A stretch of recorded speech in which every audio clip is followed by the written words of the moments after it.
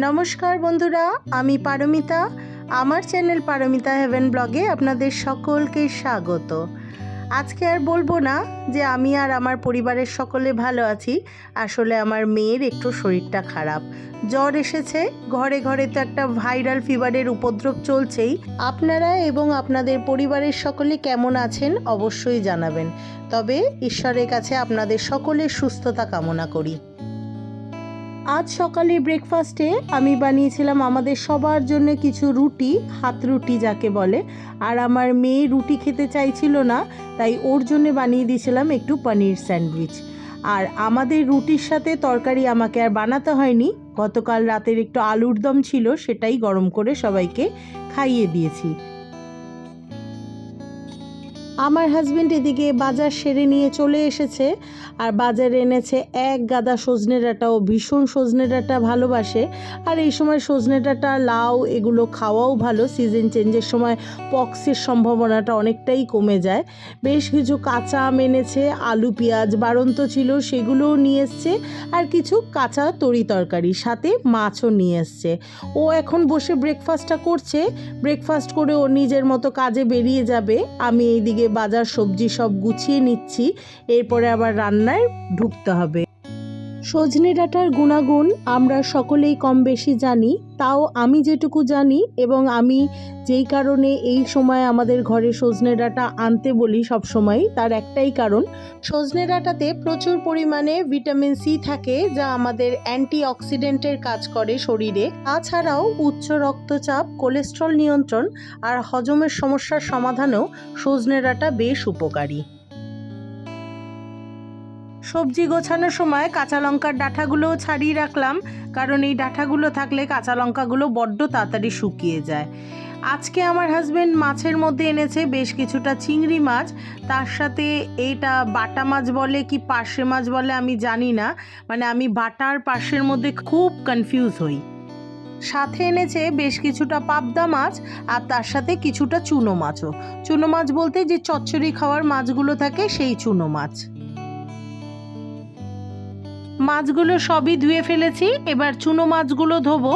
আর চুনো মাছে তো কিছু কাটা বাছার ঝামেলা থাকে না, বেশ 4-5 বার করে ভালো করে ধুয়ে ঘষে ধুয়ে নিলেই হয়ে যায় পরিষ্কার। মাছ ধোয়ার পর্ব শেষ করে আমি কিছু আনাজপাতিও কেটে নিয়েছিলাম, ওই বাটা না পার্শে মাছ বলে ওটার একটু পাতলা করে ঝোল বানাবো বলে। আপনারা যদি জানেন এটাকে বাটা বলে না পার্শে বলে, আপনারা আমাকে জানাবেন। আমি আসলে আমার হাজব্যান্ডকে জিজ্ঞেস করতে ভুলে গেছি। তবে বাটার পার্শের মধ্যে আমি কোনো রকম অমিল খুঁজে পাই না।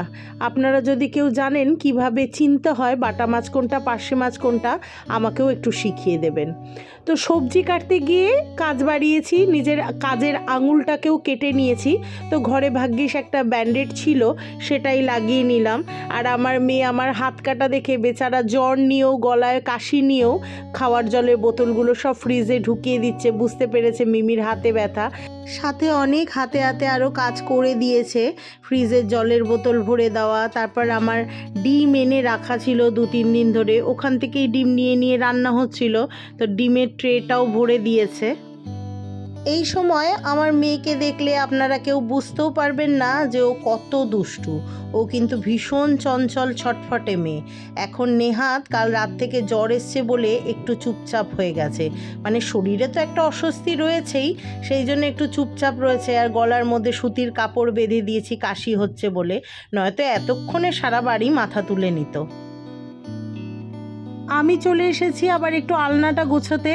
বেশ কিছুদিন ধরে আলনা গুছোতে পারছিলাম না, আর দেখতেই পাচ্ছেন আলনাটার আমার কি বেহাল অবস্থা। আমার শ্বশুরমশাই যা কাঁচা জামা কাপড় পান সব এই আলনার ওপর এইভাবে রেখে দেন, মানে ওটা উনি তো ব্যাটা ছেলে মানুষ, ফোল্ড করতে পারে না তেমন, আর এইভাবে রেখে দেওয়ার জন্যে আলনাটা যেন কেমন একটা বিচ্ছিরি দেখতে লাগে। তো যতটা পারছি আজকে ভাঁজ করে রাখবো।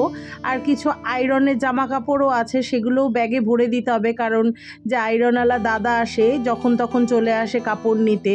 হাতটা কাটা, ব্যথা হচ্ছে, কিন্তু এগুলো না করলেও নয়, চোখে দেখতে পারছি না।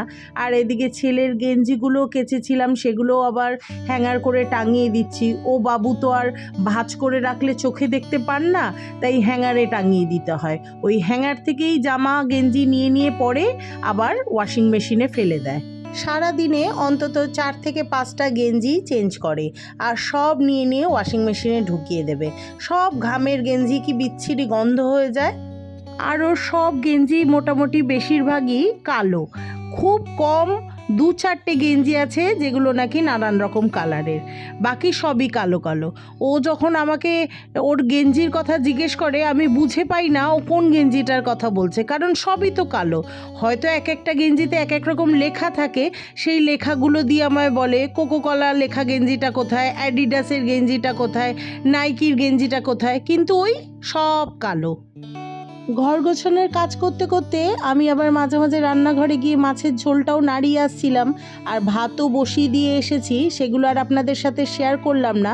তার সাথে আমার মা বেশ কিছুটা কচুর শাক আমাকে 2 দিন আগে দিয়ে গিয়েছিল, সেটাই সেদ্ধ করে নিয়েছি। যেহেতু আজকে একটু চিংড়ি মাছ এনেছে, ভাবলাম একটু চিংড়ি মাছ দিয়ে কচুর শাকটা বানাই, তাহলে আমাদের ঘরে সবাই খেয়ে নেবে।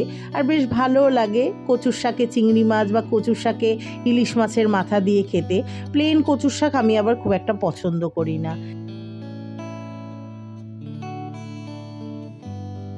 কাপড় ভাঁজ করা, পরিষ্কার করার পর্ব শেষ।